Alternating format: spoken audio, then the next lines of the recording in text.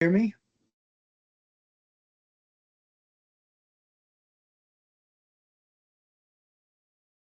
Yes, sir. I can hear you just fine. All right. Can anybody else hear me?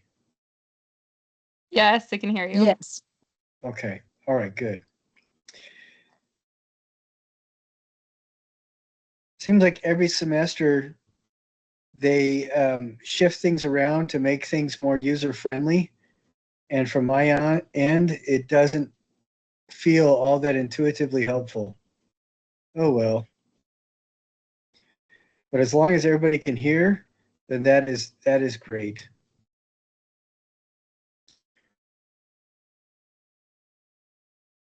All right. Now, after every meeting, I will download and post the recording as soon as I can to the YouTube channel. And then as soon as I'm able to do that, I will open up the attendance so that if you come in and join us live, or if you watch the recording later, all you got to do is write down 5 things that you saw or you learned from the meeting, and then you get your attendance points.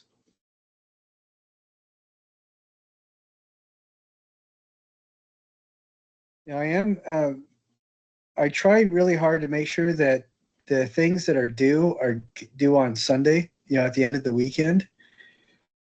And I am flexible when there's uh, holidays and things like that, like where this is Labor Day weekend. And that's why I put in the 3 days grace period after when things are due, just that you guys don't have to stress out an awful lot. So everything is, even though it's due on Sunday, technically you do have until Wednesday to get it finished. But it really helps if you do your best to get things done when they're posted. All right, I got some good news today. I emailed everybody, but before we go into that, did all of you get to this meeting, or how did all of you get to this meeting? Did you guys use the link in the email I sent, or did you use the connection via your Canvas account? Canvas. Canvas? Who else got to it through Canvas? I also got it through Canvas. Okay, Tannis? I got it through the email you sent. Okay. How about Jaciel, Peyton, and Sarah? How did you guys get to it? I went through the link through the email. I'm sorry? Through the email. Email? Okay. I went through just my Teams app, through my schedule. Okay. All right, so you found it through the calendar. Okay, how about Peyton? Yes. Peyton, how did you find it?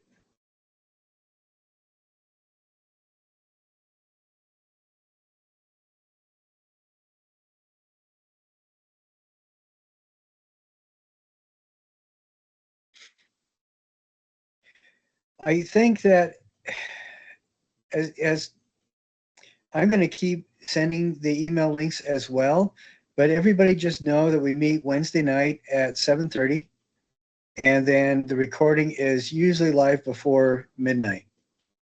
And however you guys find it, sounds like the calendar link is working. It sounds like the Canvas link is working. So you have multiple ways of finding it. And I am very grateful that everybody made it here tonight. Now on to the good news.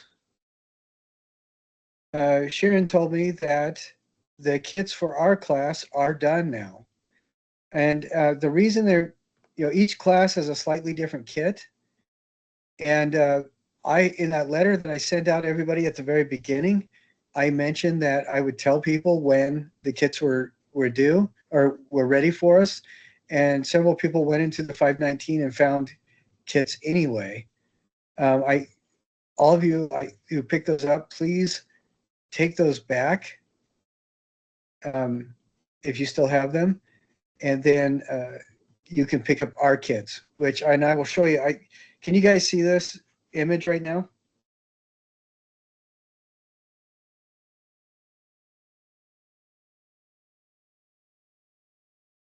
Can anybody see the image that I have on the screen? Oh, it just showed up. Yes. Okay. This is what Sharon showed me today. This is where the kits are located. So this is the sculpture lab, room 519, and they are tucked right by the door. So if you already picked up a kit that's for another section, over here is a desk and a counter, and you can put it right there. But right here is where our kits are located. And there's the yellow pad that you put your name and your student number on. And there might be another column, but if you have to have somebody else pick your kit up for you, just make sure that they write your name down on this. And then go ahead and grab your kit. So they are all ready for us. I'm sorry for the confusion. Next time I will make the letter more clear about do not get the kits until I tell you they're ready. Because like I said, there's maybe 5 or 6 sections of this class. Each one has a different kit. And ours are unique to our class. Okay.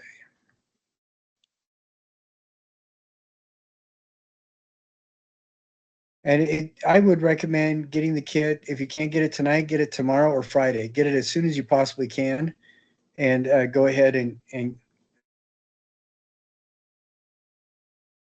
pick it up. In it, you'll find the file folders that you need for your little house to make. Now, today's class, we're going to divide it up into thirds. The 3 things we're going to talk about is first, artistic critique. Second, the artist research or service learning. And then the third, we're going to spend the majority of our time on, and that is the sculpture-based photography assignment. And I want to walk through the module again so that everybody understands that. It seems like every semester I will get several people that are super excited about the class, and like there's always going to be somebody who doesn't understand that they can't access the assignments. All the assignments in each module are locked unless you go through each thing in sequence. And you don't have to complete everything. You don't have to read all the way through. You do have to open each of the pages in the module in sequence. And then when you're done with that, the assignments will open up. You can't just click to them. I also get people that get really excited about things like each of the modules have background where you see like 4 to 7 artists that deal with what the module is talking about. And then each of the modules also have an artist review, which is a short essay that you write based on those artists that you learned about in the background. And I always have a couple people that are really excited about doing the artist review. And I've had some people do the artist review of artists that they know themselves and stuff like that. And even though it is directly in the assignment, please remember that the artist reviews have to be drawn from the artists that are listed in the background information in the page right previous to that review for each module. So the artist review that you write for Module 5 only deals with the artists in the background info for Module 5. And we'll talk on this again a little bit as well. When you do your artist research, if you choose the artist research path, it needs to be one of the 75 artists that you go through it and look at on that list. Again, I have had people get really excited and pick completely different artists. The reason why I picked these 75 artists is because I really like the spread, the spectrum of different people represented, as well as time periods, and they all deal with 3D design.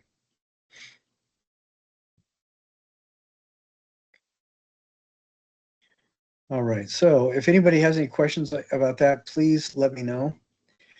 But I want to talk about artistic critique, and I want to share a video with you that I really like. And I do have a link to it in the attendance thing, but I'm trying to find it just right now. Let's see.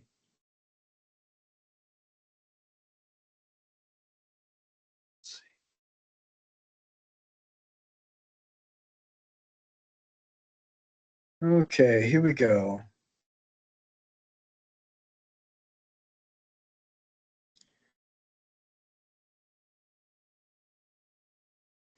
I'm scowling a little bit because before we can watch that, I have to get through the stupid ad on my YouTube channel. Okay, here we go.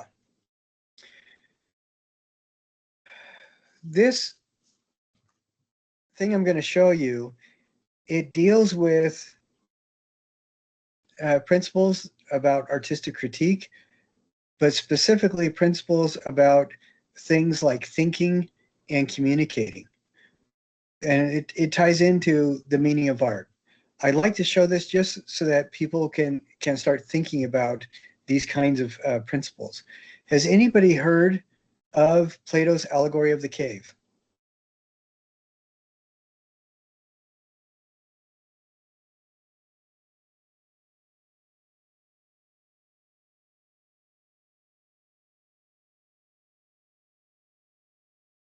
Has anybody heard of it? Yes or no?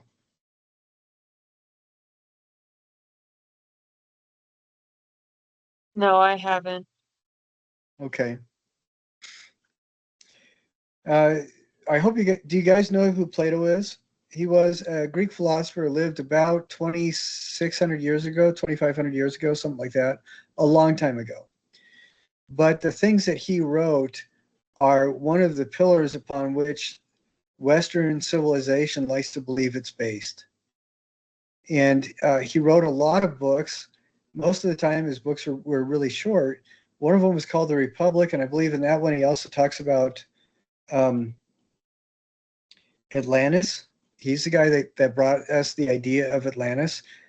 And in that, he's also talks about something called the allegory of the cave. So I'm going to share this. We're going to watch it right now. And for the people who are watching the recording, sometimes this stuff gets edited out of the class recording. So I will have a link to this video in the attendance assignment. So if it's not in our regular YouTube video for class, make sure that you watch it. Okay. All right, can everybody see this page?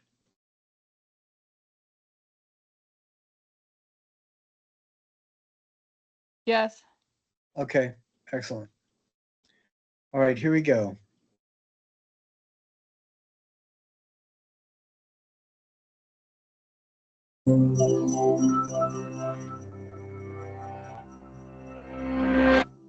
What is reality? Knowledge, the meaning of life. Big topics you might tackle figuratively, explaining existence as a journey down a road or across an ocean, a climb, a war, a book, a thread, a game, a window of opportunity, or an all too short-lived flicker of flame. 2,400 years ago, one of history's most famous thinkers said life is like being chained up in a cave, forced to watch shadows flitting across a stone wall. Pretty cheery, right? That's actually what Plato suggested in his Allegory of the Cave, found in Book 7 of the Republic, in which the Greek philosopher envisioned the ideal society by examining concepts like justice, truth, and beauty. In the allegory, a group of prisoners have been confined in a cavern since birth with no knowledge of the outside world. They are chained facing a wall, unable to turn their heads, while a fire behind them gives off a faint light. Occasionally, people pass by the fire carrying figures of animals and other objects that cast shadows on the wall. The prisoners name and classify these illusions, believing they're perceiving actual entities. Suddenly, one prisoner is freed and brought outside for the first time. The sunlight hurts his eyes, and he finds the new environment disorienting. When told that the things around him are real, while the shadows were mere reflections, he cannot believe it. The shadows appeared much clearer to him, but gradually his eyes adjust until he can look at reflections in the water. at objects directly, and finally at the sun, whose light is the ultimate source of everything he has seen. The prisoner returns to the cave to share his discovery, but he is no longer used to the darkness and has a hard time seeing the shadows on the wall. The other prisoners think the journey has made him stupid and blind and violently resist any attempts to free them. Plato introduces this passage as an analogy of what it's like to be a philosopher trying to educate the public. Most people are not just comfortable in their ignorance, but hostile to anyone who points it out. In fact, the real-life Socrates was sentenced to death by the Athenian government for disrupting the social order, and his student Plato spends much of the Republic disparaging Athenian democracy, while promoting rule by philosopher kings. With the cave parable, Plato may be arguing that the masses are too stubborn and ignorant to govern themselves. But the allegory has captured imaginations for 2,400 years because it can be read in far more ways. Importantly, the allegory is connected to the theory of forms developed in Plato's other dialogues, which holds that, like the shadows on the wall, things in the physical world are flawed reflections of ideal forms, such as roundness or beauty. In this way, the cave leads to many fundamental questions, including the origin of knowledge, the problem of representation, and the nature of reality itself. For theologians, the ideal forms exist in the mind of a creator.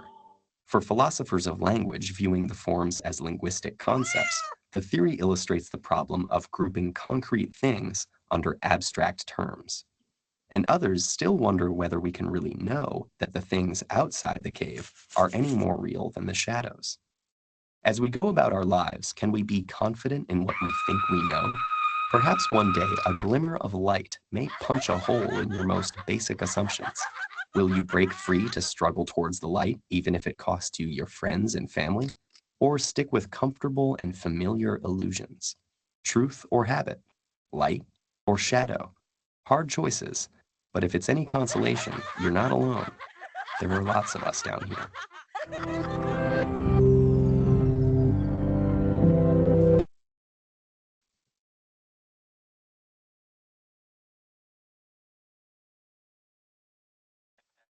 I really like that as an introductory to both what we get into in Module 6, where we talk about conceptual art, but also when we start approaching the idea of critique. And there's a number of reasons. Usually the word critique or critical is attached a lot of the times to discomfort and fear, because at UVU it's not too bad, but at other places I've been, when somebody says, oh, we're having an art critique, it's scary because you're waiting on everybody to tell you how you screwed up. And that can be really frustrating because nobody but you ultimately really understands what your true intentions are when you're making something. And if it's technical issues, that's one thing. Somebody can give you advice on how to do something technically better, but it's really difficult for anybody else to presume that they know what's going on inside your brain. And what the critique actually means, though, is, critique is not telling you you're wrong. Critique or critical, synonym for that is intentional or on purpose. So instead of doing a critique review of something to tell you that you screwed up, when we are approaching critique, we are giving precise vocabulary to our observations and thoughts about the artwork. There was a guy in the 50s named Clement Greenberg, and I'm repeating some of this from what we talked about last week, but I'll try to make it quick and painless. Clement Greenberg was one of these art critics who felt if you didn't get modern art in a couple seconds, you wouldn't get it. It's not worth it. So go on. And I really don't like, he said a lot of other things that I think were worthwhile, but I really don't like that attitude. When somebody stares at something for a bit, says, I just don't get it, and walks away. How many of you have had the experience where you've encountered something and then maybe an hour later or a week or months, or most often it's going to be years later, you come back to it and your opinion about it, your response to it has changed dramatically.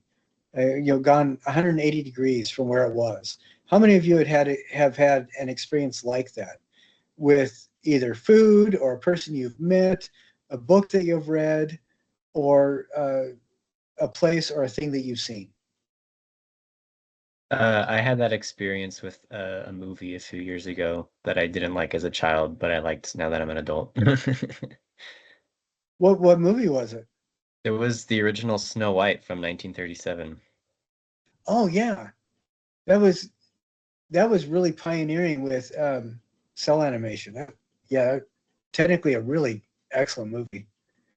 That's really fascinating, and I hear that from a lot of people. I've had that experience myself, where, and I've had it both ways, sadly, where a movie that I saw as a young person I didn't get, I really enjoyed later, and rarely a movie that I really thought was awesome when I was a kid, I watch it later on, and I'm thinking, why did I waste an hour of my life spending any time with this thing?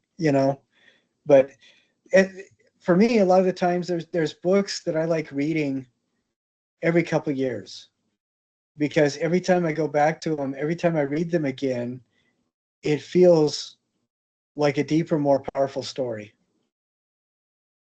And stuff like that, I think, are just fantastic.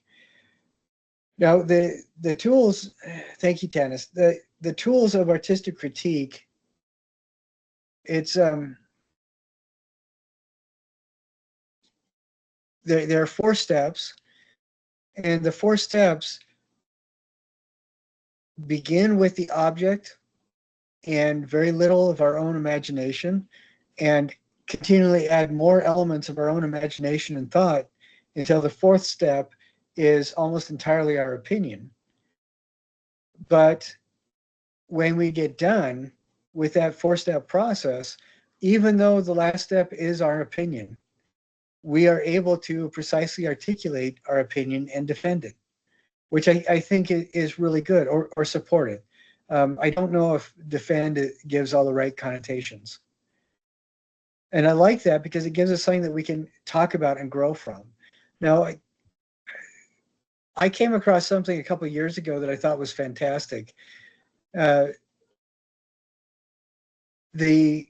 Catholic monks that followed the conquistadors around would interview people and collect their languages and things like that. So there were a lot of interviews that they would take with the chiefs of the villages and groups that they were, ultimately destroying. And there is an account that's really fascinating to me. At this time, during the Age of Discovery, a ship might take 3 days to get from the point where it first spies land to actually getting close enough where it can make landfall. And when Columbus's ships first sighted land in one of the islands in this new world, the people on the island who were later interviewed by the monks told a really fascinating story. The first person who saw the ship was a shaman.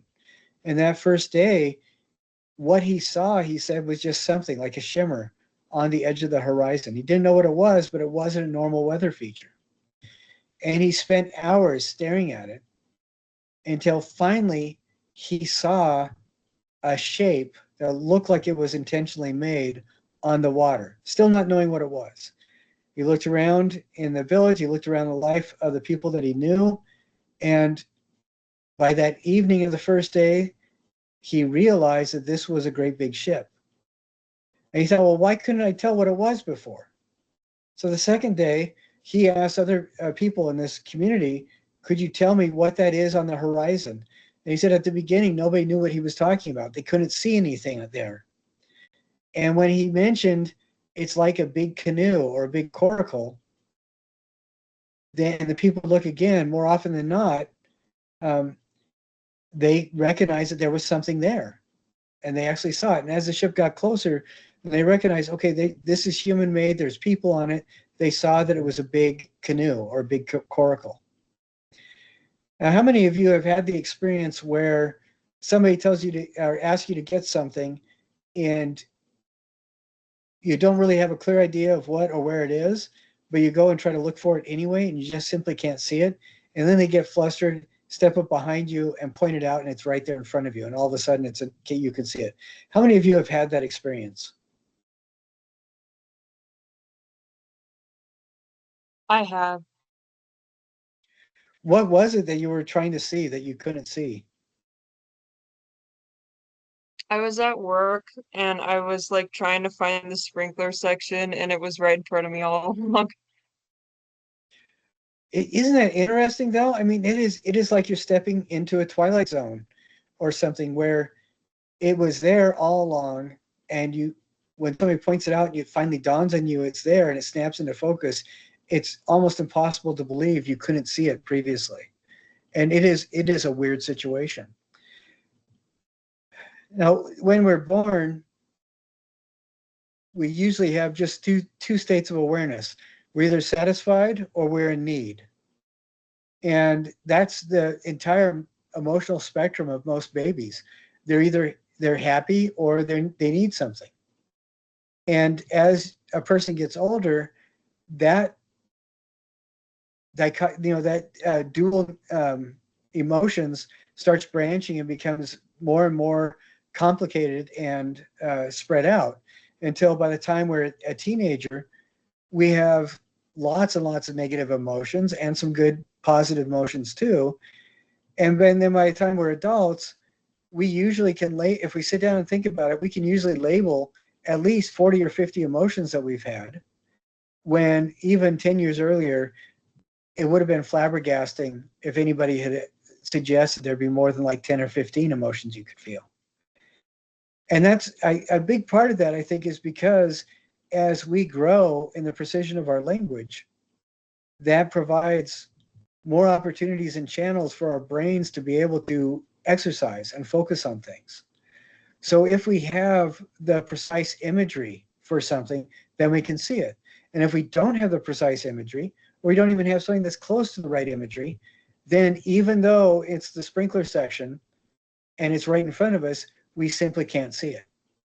As a boy person growing up, this frustrated my mom a lot because my brothers and I could not see the things that she would direct us to in the fridge or in the counter to get. And my dad would get frustrated because we could not see the tools that he was looking for that he'd send us on the other side of the garage to collect. And it wasn't necessary all the time because we were dumb, although that was probably a good part of it.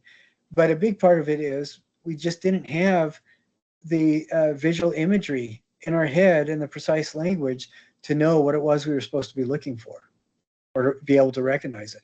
And then as soon as he points it out, or something like that happens, we're able to connect the need for the symbol with the actual object, and then suddenly recognize what it is.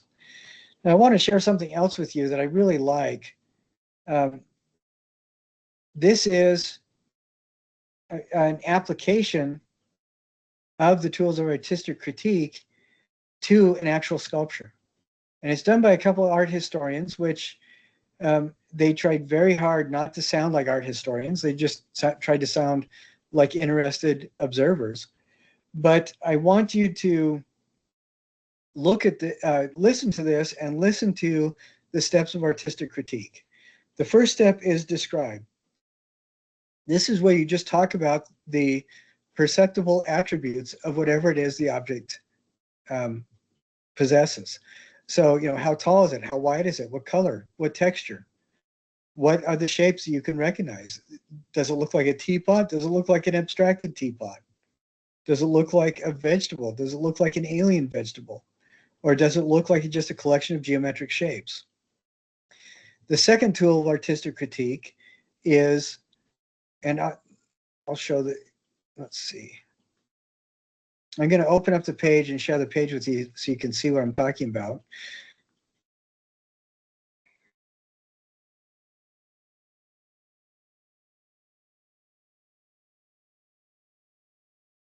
This is the page, the tools of artistic critique. The first is the description that we just talked about. Analysis are the questions you ask yourself. How did the person build this? What are the things that they thought about? This is where you look at the particular textures you see. Why do you think those textures were used? There are always, in every culture, there are symbolic languages of color. Did the person use those on purpose, or did they just use color because it was fun to look at? What are the shapes that might be symbolic or not? Why do you suppose that or how does the material choice affect the impact of the object that you're looking at? The third step is interpretation. What could it possibly mean? What are you imagining or extrapolating the purpose of the object is? What could it be telling you? Every piece of art is an instance of communication. Whether or not we can talk to the person back and forth directly, regardless of whether or not that can happen, at the very least, we are talking with the artist, kind of the avatar of the artist that we develop in our own imagination. There is this kind of communication, and it is predominantly one-sided on our part, but it does allow us to get a glimpse into perhaps a bit of what the artist was thinking. This is where it's nice to know about the circumstances of the art. What is the context? Did the artist play to an audience, or were they functioning as a member of a society? Or were they reacting to something? And then the fourth step is evaluation. This is, by the time you get here, you have enough information gathered from being able to precisely describe it, to be able to intelligently talk about how it was made, and to be able to powerfully address the potential meaning behind it. You have all that information behind you. Now you have the foundations where you can give a pretty strong evaluation. And what you say will have merit because you know what you're talking about. So what we're going to look at is a sculpture by Henry Moore, and we're going to listen to a couple of people apply this system, these 4 steps of tools of artistic critique to it. Now, they're not going to label them, but see if you can tell yourself when they are using each of the different steps.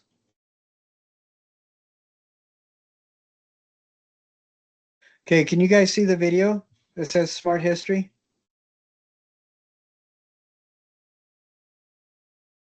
Yes.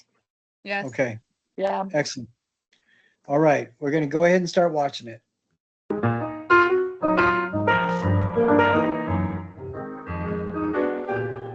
Describing something can seem very straightforward, but in fact, describing a work of art can take time and should take time, because the more you describe something, the more you understand what you see and the closer you'll get to interpreting what you see. So this is why describing is one of those first skills that art historians learn. And really, anybody who goes to the museum should have conversations about what they see and the associations that it brings to mind, in addition to pure description.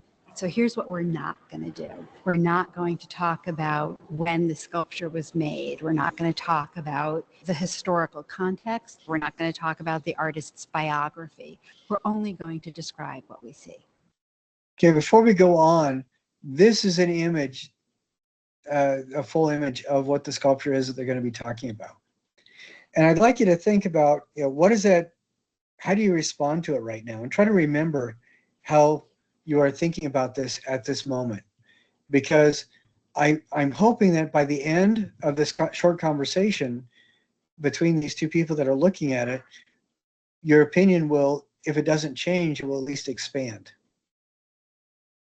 I see a human body, and it's large, one that's abstracted, that's not a careful rendering of human anatomy. I see what look like arms and legs and a reclining figure. There's no question that we immediately recognize the legs, the knees, the torso, the elbows, the neck. But the more that we look at those individual parts of the body, the more that we see the choices that the artist has made, the more we recognize that this is not an actual elbow. That's not really a neck. That's not really a head, but we still see it that way. And most obviously, what makes this not really a body is the giant cavity, that giant open space where we expect to see a torso. But before we begin to describe the individual elements of the sculpture, I think it's also important to make a few observations about the material and the surface. The sculpture is a dirty white, and it's so smooth that it invites us to touch it, even though the museum would rather we didn't. Well, it does have these lovely curvilinear forms that feel like they would be very pleasurable to touch. But there's also a way in which that dirty ivory color feels like bone, feels organic. And that's complicated because bones are on the inside, but what we're seeing is the outside. Or is this a fossil? Has the flesh been removed? Except that the figure seems animated. It seems as if it's still intact. As we look closer, we see forms that seem to be missing. Hands, or at least fingers, feet, and parts of the body also seem to be duplicated. What read to me as breasts occur in two places in the sculpture. What read to me as hips occurs in two places in the sculpture. So we can't be too literal at any point. You said a moment ago that there are no fingers, but there's a reference to fingers. That is, the fingers have been abstracted. If you look at the figure's left hand, it seems to be a fist with its fingers curled in, described by an oval of string that's embedded in the surface. Nevertheless, the artist has decided not to give us individual fingers. He's decided not to give us an ankle and a foot with toes and an arch in it. But that is still a foot. Because of the angle at which the leg ends, I get the sense of a heel, of toes, and I get the sense of where the ankle would be. It's as if the artist is inviting me to fill in what he's left out. In a way, the negative space, the space between the forms, feels just as substantial as the forms themselves. That space where the torso should be, which is empty. The way that what reads as the spine or the upper back is uplifted as the form seems to support itself on its elbows. That lovely negative space that gives us a sense of lifting up of the upper body. And because of that lifting up, not only on the elbows and the forearms, but also on these other indeterminate limbs, I get the sense that this is not only human. It's a different kind of creature, almost an insect that could move forward on all fours or perhaps all sixes. There's also a tension between the soft, organic, rounded forms and these straight lines that seem to draw our attention to a breast, an elbow, a shoulder. A contour. This is drawing on form. Granted, when I look at this sculpture, I can't help but think of the human body, but I also have a sense that I'm looking at a landscape, that the knees are distant mountains, that somehow this is a unity of human form and the earth itself. It's so funny that you say that, because when I see this sculpture, I immediately imagine a figure on a beach. So I didn't just imagine a reclining figure. I imagined the natural location of this figure outside. Sunbaked. In fact, lifting up to catch the rays of the sun. The almost cushion-like form in the center of the sculpture that can be read simultaneously as a chest, as breasts, perhaps as a torso, as an indeterminate form, creates for me a feeling. It is the feeling that I have when I arch my back. When I look at the sculpture, I feel that pulling in my body. And so the artist has used the simplest of tools. He's used form itself. He's used the line that he's constructed with string. And he's able to create in me an association and a physical memory. Some views of the sculpture feel very recumbent and languorous, where others have a sense of tension. If we look at what reads as the head, we see two circular forms with an indentation in the center that read as an eye, and that open mouth that seems to be yearning and even almost crying. So we've spent only a few minutes looking at this sculpture, but we've developed a whole set of associations. We've matched words with what we're seeing, and those words have created a foundation for our own personal interpretation. And I find that if I spend time describing, if I spend time looking closely, even a work of art that at first seemed difficult and confusing, that perhaps I didn't like at first glance, this changes, and an appreciation for what the artist achieved begins to develop. I'm going to also put a link to this in the attendance thing as well, in case YouTube decides to edit it out of our class. recording. Some of the words that they used are drawn from here. This is one of the mandates for this class too. Just trying to pay attention and grow, hopefully, our own vocabulary of description as we move forward. I want to ask, did any of you, I see that Aislinn and Shana both joined us. Thank you very much. Did any of you have a shift in perspective or an expansion of perspective from the time you first saw that sculpture to the time that you heard them talk about it for about 5 minutes or so? Did anything change for you in your relationship to the sculpture?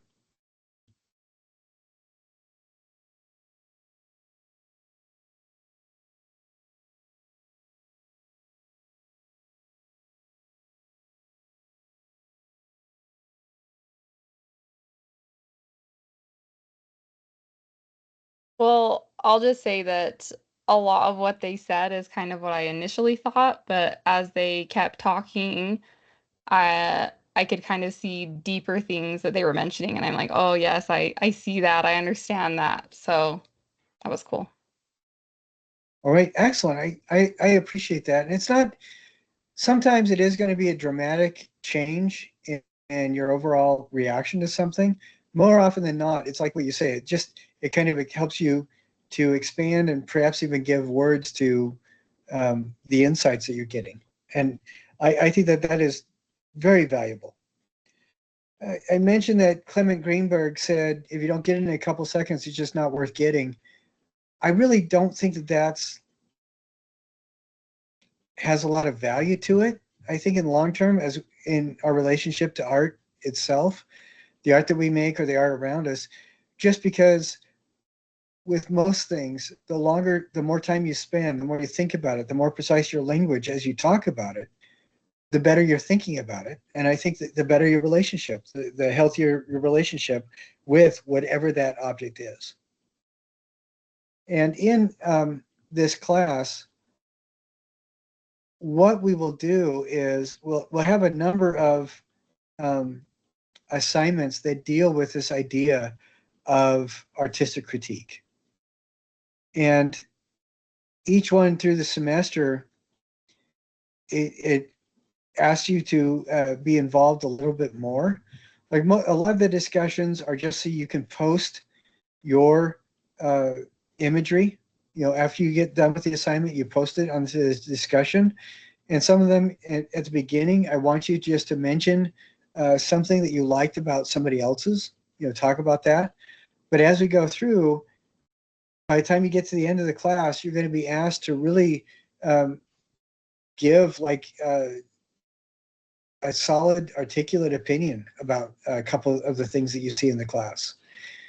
And for this particular module, applying the tools of artistic critique, one of the assignments in here, it's actually a dual assignment. You're going to give a 3 to 5 minute critique of one of your own pieces that you made for this semester, and you're going to give a 3 to 5 minute critique of one of the pieces that you saw in the discussions this semester. And notice it is not due until November. So I don't want you to worry about it, but we are going to be talking about this and revisiting it several times through the course of the semester. So I just want you to be aware of that. Now I do want to touch on artist research a little bit about this. The thing that I wanted to really touch on is everybody is responsible for looking at each of these pages. Everybody's responsible for going through the artist list and picking those 12 artists that we talk about. Everybody's been doing a really good job of that. Everybody's responsible for watching this short video. How many of you guys watched that first Do No Harm video? Anybody here today? I've watched it. What did you think after you got done watching it? Was it pretty eye-opening? Yeah, my husband actually laid there and watched it. Well, he was watching TV and then stopped and started watching it with me, and he's like, "Oh my gosh, that's so terrible." that people are trying to help and it's just so misplaced. It's crazy. Yeah, and that's one thing I try to remind myself whenever I watch that is towards the end, they talked with that one individual who was in New York during the hurricanes, and they set up that registry with, I think it was like Target or something online, so that when people wanted to help with the hurricane relief, they could go to the registry and they could buy the bottled water or the blankets or the actual things that people said they needed. And I thought that was brilliant. But yeah, it just like it was made me want to throw up when you saw one of the islands that went through a bunch of hurricanes and storms. People sent so much clothing that the people on the island had to put the bales in the middle of the beach and burn it so that people weren't getting sick. When I lived in Alabama, end of the 1980s, and I was in one town where 5 tornadoes went through in one night. Incredible amount of devastation. It was astonishing. And what was fascinating about that, so many people wanted to help in Alabama, Tennessee, Mississippi, the states around it, that they got a lot of food and a lot of supplies. However, nobody had thought about keeping the food cool or keeping it refrigerated until it got to the people that needed it. And actually, I had read that more people got food poisoning because of spoiled food than had actually gotten hurt during the tornadoes themselves. And it just, it's one of those things where it's a reminder just to be mindful if you want to help, and you should want to help. It's always a good idea to connect with the people that need the help and find out what they actually need that you can do to help them. So anyway, but right here, this is really important. Artist research or service learning. You can do either a service project or research on one of the artists from this artist list, one or the other. You can't do both. As soon as you tell me which one you want to do by filling this out, I remove your name from the other option. So the people right now who have all said, yes, I'm going to do the artist research option, I took them off all the service learning option assignments for the rest of the term. And there's only like 4 or 5, but still you're removed from that. So if you do service learning, I'll take your name off all the artist research assignments. So you do either one or the other. And that's why this is so important, because I know it's going to seem overwhelming if you think that you've got to do both. You don't. You pick one or the other. And all those assignments are labeled either artist research or service learning. Does that make sense to everybody? Hopefully that's clear. Is that clear for everybody? Like, give me a thumbs up or something like that. Everybody that understands that.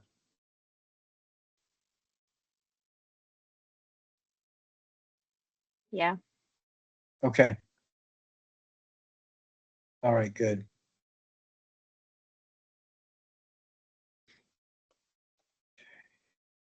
Now, I'm going to come into the module, the exciting thing that brought us all here together today. This class, I kind of want to warn you ahead of time. Hopefully everybody can see this. It has caused people to get headaches and stuff like that, just because we're so used to thinking one way. And if we're being forced to adjust our thinking sometimes, it can hurt, just like with exercising a new muscle. And each of these modules are designed specifically to introduce you to and help you experience a different aspect of real world 3D creation. And some of them are more obvious than others. We're not talking about necessarily working only with different kinds of materials. We are more talking about addressing concepts involved in 3D design. There are a couple of materials that we will work with specifically, like in your kit, there'll be a big block of foam that you'll carve. And there's also stuff to use plaster of Paris. There are a bunch of tools and things like that in each of the kits, but I want you to know the kits are a starting point.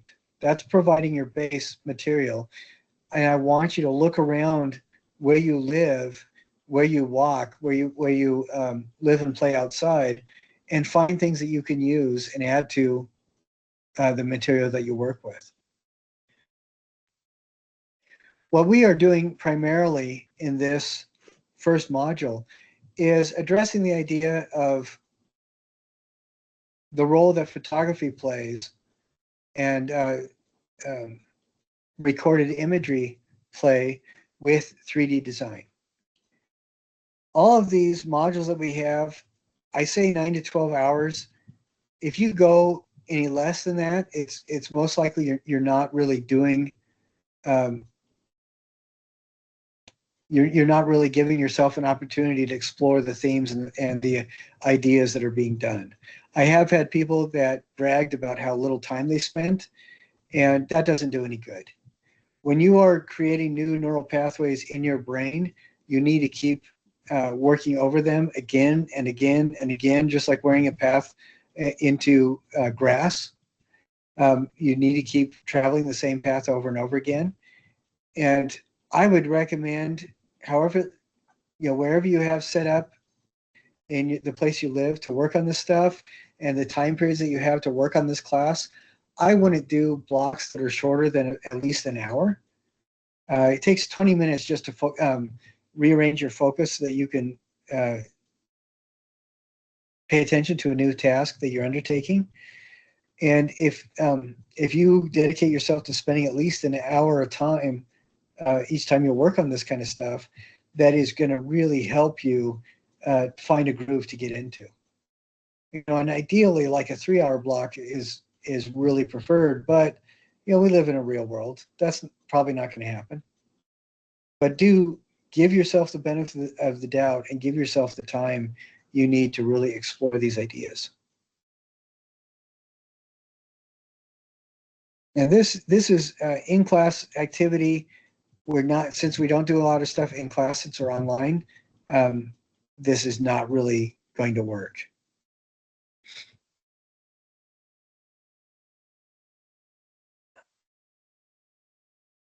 Each of the modules kind of follow the same format.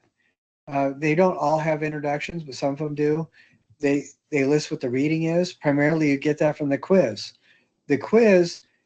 These quizzes are designed specifically for you to take them more than once. If you take them open book, as you do it, a lot of the times you'll get a really good score the first time around, and most people get a perfect score the first time around.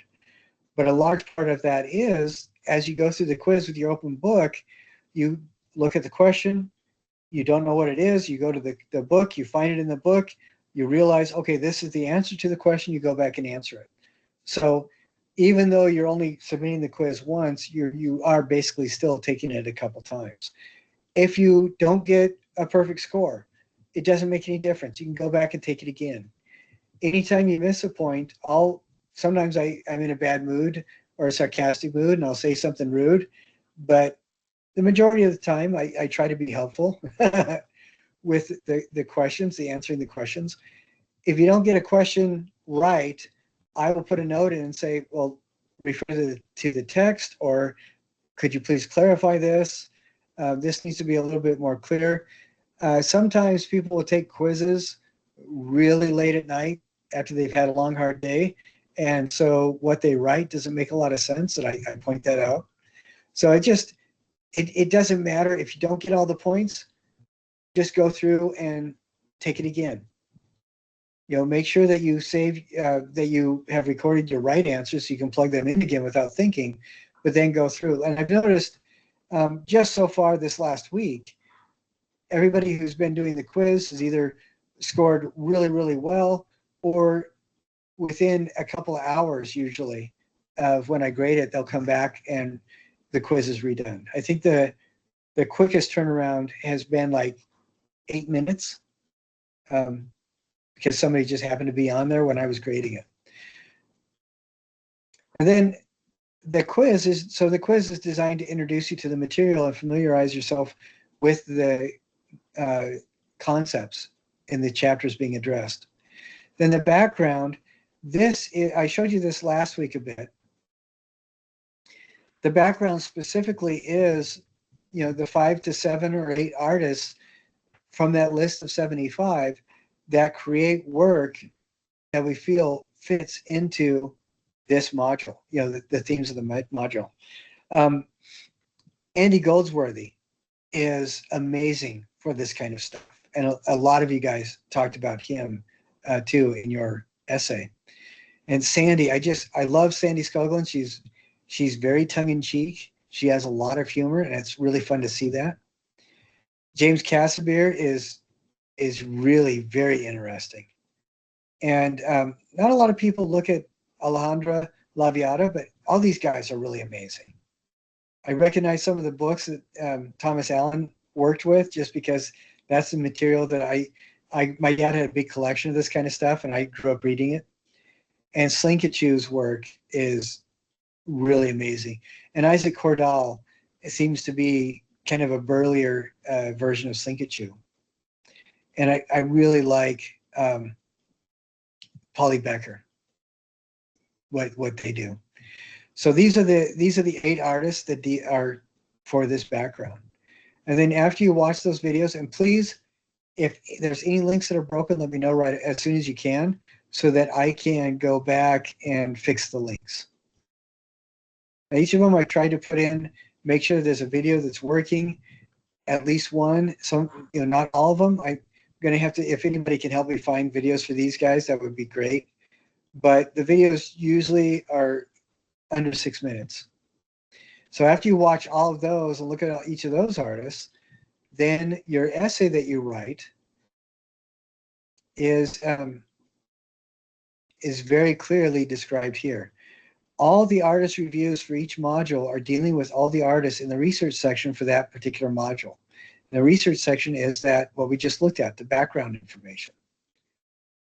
All right, so these artists that you write about for these 3 paragraphs are going to be drawn from that list of 8 artists that is for this module. And a paragraph, in case I need to remind people, a paragraph is 3 to 5 sentences, and that's it. Now you can use AI to help you come up with an outline. I will usually do that. It helps me quite a bit, but then I'll go through and actually write it myself. So again, just like in my policy on AI for this class, you use AI as a tool. You don't use it to replace your thinking.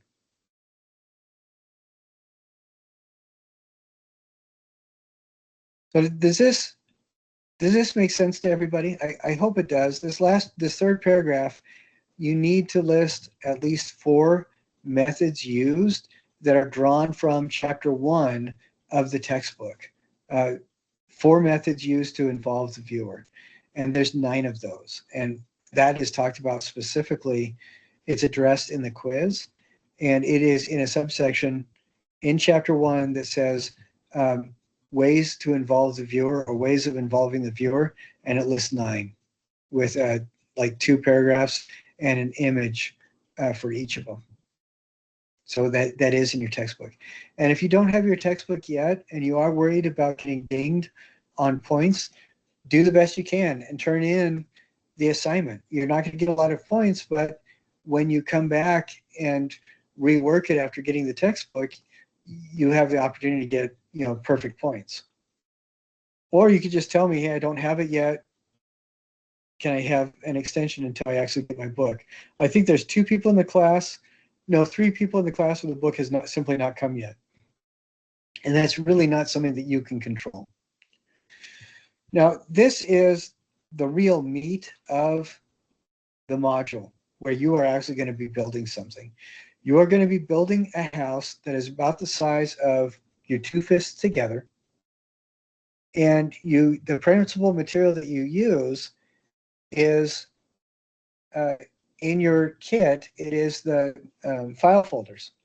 Or if you don't have your kit yet, you're not going to be able to get it by this weekend, use file folders. And then you can use the ones in the kit for other things. but it's going to be the cardstock that's in your kit.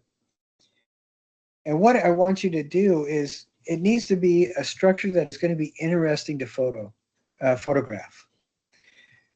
And I want to talk to you about something that I think I want to add to this assignment that I think will be really good, that will help to clarify it. And for whatever reason, some of the photos here aren't print down. Oh yeah, okay, they're downloading, but they're just taking a long time. What I want to do is, for this assignment, you build a house, and we looked at some of these last week. You build one that looks like it's fun to photograph. This person used those roller prints that you can get at a craft store to make it look like bricks, and they painted cardboard and put it on so it looked like it was an abandoned house. I love this.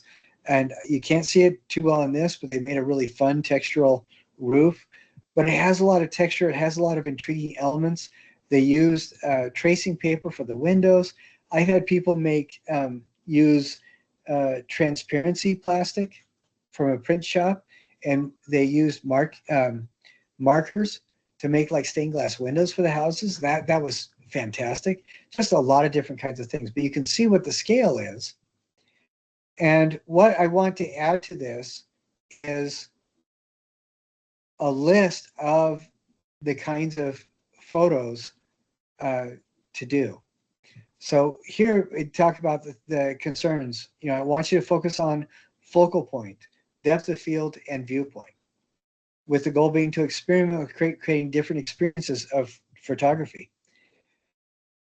But I think right here I'm going to add something, and I'm going to go ahead and do that right now. And this is not going to make the assignment more complicated. I think it'll make the assignment more clear. And I would really appreciate your input and see if you agree with me. So we're going to go right to here. So you've spent time making a really interesting house.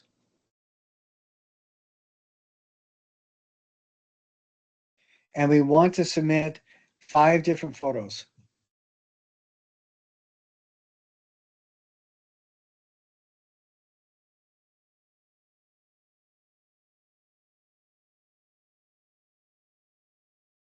So I'm going to do this.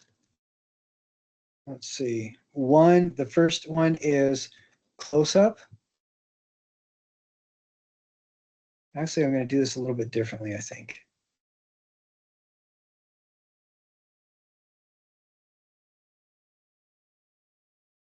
So we want a close-up.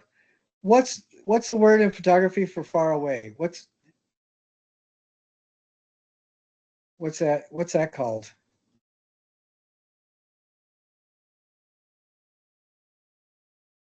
One is a close-up. What's the opposite of close-up? From a distance. I know that's not the official term. What did you say? Just from a distance? Okay, excellent. Like this? Distance view? Yeah.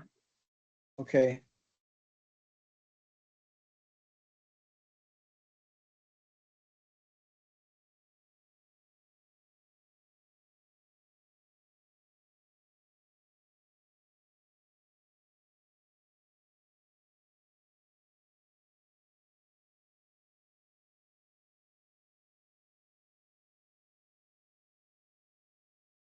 Okay.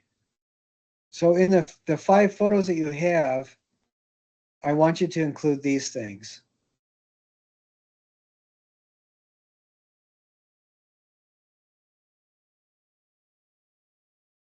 Will that help? And a lot of times people will take lots of photos, like usually 10, and then just pick out the 5 best ones. But then I think that I like this because then we've got, okay, I'm going to go ahead and save this, and then show you what it looks like, show you what the assignment looks like now.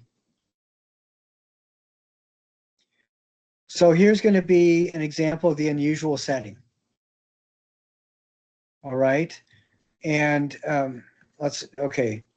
So we go back down here. We have a close-up, a distance view, an unusual setting, unexpected lighting, and super creative view / lighting / filter. So I think that the chickens, that's going to be super creative. That's a really good super creative view. I think this one is going to be maybe a close-up. Maybe this one is another unusual setting. I don't know why it's taking so long for this thing to load. Probably because people are watching. That's what happens. Maybe this could also fit under the unusual lighting because this looks like it's either really early morning or getting close to evening, with the way that the color of the sun. This is kind of an interesting setting. Here we have a very strong close-up. Here we have the distance view. And this could also be an unusual setting. Here, let's see. But what do you guys think about that? Having these 5 different things, and you can determine, which of yours are you using for the close-up? Which is the distance view?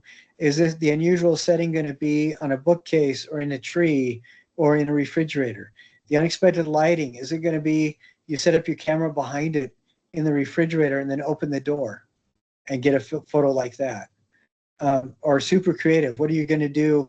Are you going to do an old sepia tone filter so that your toy house looks like it was photographed during the Civil War? All those things would be kind of fun. This is, if we can see it, I hope it continue. Yeah, this one I think would qualify as unusual lighting because they got those tea light candles from the dollar store and then put yarn around it like that was the landscaping, and then photographed it using the light from the tea light candles inside the house. So it came through the paper. And that's kind of an unusual one. And then an unusual setting is, I think this next one is in a bookcase. So I would like you guys' feedback. What do you think about doing that, asking you to do that so that you're aware of focal point, depth of field, and viewpoint, but we're asking you to do these 5 different setups. And there's still an awful lot of opportunity to express yourself however you want to, but giving a little bit of direction. What do you guys think about that? I think that's great. All right. Is there anybody who thinks it's irritating, or do you all kind of agree with Rachel? Does that sound like a good thing? Yeah. It's Okay. helpful. All right, good. And I'll tell you, a couple years ago, the requirement is you turn in 5 different photos of the house, and each one has to be different. You can't have the same lighting, you can't have the same position. And I think giving that list of 5 different ones helps clarify that. One person set up the house in a little diorama that they made and just walked around the house and took 5 photos, standing the same distance away from different points walking around the house. And that really doesn't help at all. You look at Andy Goldsworthy's photos. When he takes pictures, he usually does it at the time of day to make the colors that he uses in the natural world really pop. Or sometimes he'll go out really super early in the morning before the sun even comes up, and that's when he'll do his ice sculptures. And so as the sun first appears in the sky and gives him light, that's when he takes the pictures. And because if he waits until like 8 o'clock, it's already warm enough that the ice starts melting. And Slinkachu is really good about this, at using either ambient light or natural light to make his tiny dioramas really feel like they're alive. And that's really fantastic to me. So pay attention to those kinds of things. But seeing the variety of houses, this kind of thing, does this help you guys kind of understand what this assignment is about?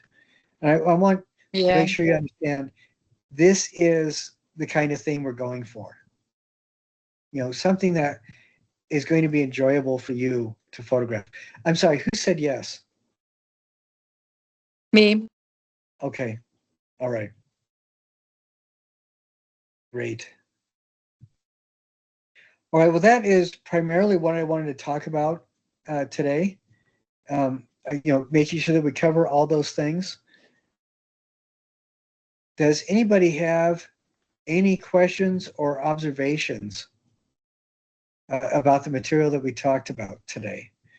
And we can talk about more about Plato's allegory of the cave, or the 4 tools of artistic critique, or if you have questions about the kinds of things you can use on your house. I'll tell you, some of the really cool things that I've seen is people getting pieces of bark that they found on the ground and actually breaking them up and using them as shingles on their little house. Other people have gone to like dollar stores and gotten dollhouse things. Like I'm particularly thinking about little miniature dollhouse plants and tools. So when they make the house on the porch, they have little planters with plants and stuff like that, and that is always really fun to see. And I've even had a couple people, and they did it specifically because of the surreal nature of the photo. They made a scale model of their own house and then took a picture so that you had the little paper model right in front of you, and behind it the house that it was modeled after in frame as well. And it just looked really surreal, when you have the full-size house and the mini-me house right in front of it. And Jason Lanigan, over the head of the 3D sculpture department there, I really love what he does, because he loves building perfect scale models of buildings that he grew up around, that he remembers, or that represent buildings that he remembers. And then he will, every time he drives around with his family on vacation and stuff, to take it with him. And he has met some really fascinating people. Like, he was out with his family in the middle of the Utah desert on the highway, pulled over and set up this beautiful little scale model of a country church that he had built, and was taking photos of it. When a biker gang, about a dozen of these dudes, leather clad, burly, really tough looking bikers, pulled up and just asked what he was doing. And he told them. They all thought that was great. And they helped him pose it, and they posed around it for him. They held it, and they helped come up with a lot of great ideas from taking more photos. If next time you talk to Jason, ask him about those pictures, just the bikers who helped him photograph the church that in the middle of Utah desert. Just stuff like that is just really fun to do. And I've also had people do kaiju reenactments where they have their 2-year-old destroying the house, or lit it on. Some people have lit it on fire. If you're going to do that, make sure that's the very last photo you do. And if you want, it might be interesting to run these through a couple filters and see what you can come up with that way. But the biggest thing is that each of the 5 photos needs to be unique out of the set of 5, and needs to be able to kind of show off your house. And a big part of the grade, like I said, is the photos, but a big part too is just taking the time to make the house strong enough to withstand the rigors of photographing, as well as making it so that it's visually interesting to photograph. Interesting for you to photograph, and also interesting to the people that see it later. So spend your time on the house making it look really good. And I will, as people start turning these in, we'll have more to talk about, like on Wednesday, but I will also go through previous classes and show you some of the best ones that I've seen too. I put some of them in the module as well, but I will go back through and try to find others and update the module images so you get a better idea of creative stuff that other people have done too. All right, any questions from anybody?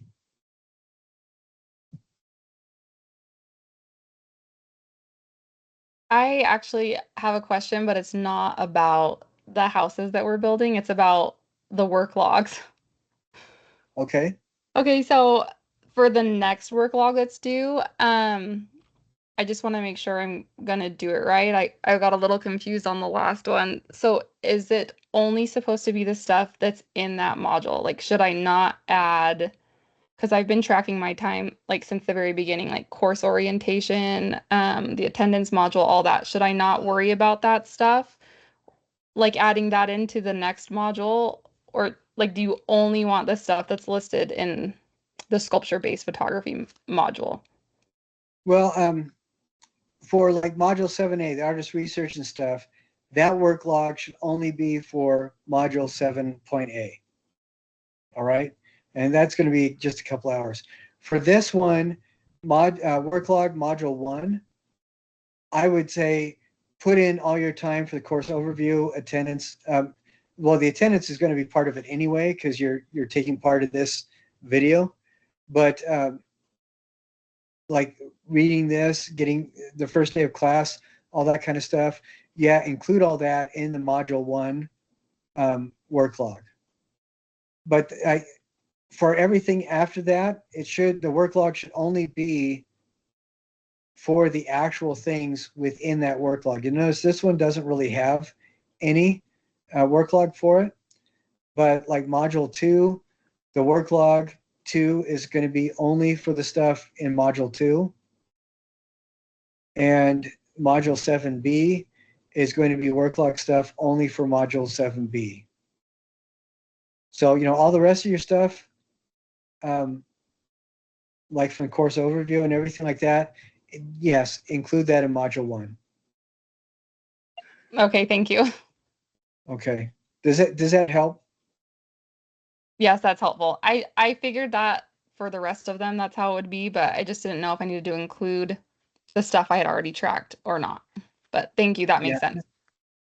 Now, the reason why we want to do the work modules, the primary reason is that that's what the department has asked us to do for this class.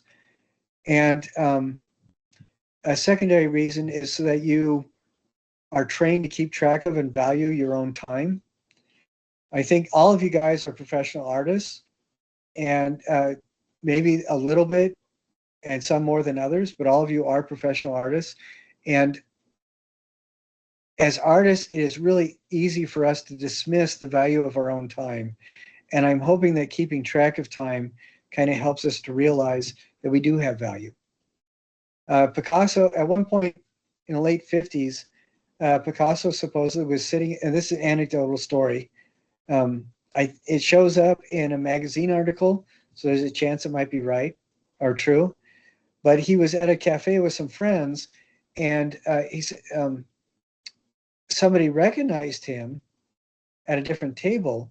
And among his friend group that he was visiting with, one person wrote down and said that this lady came over and gave him a napkin and said, "I know who you are. You're Pablo Picasso. Could you draw something on this napkin?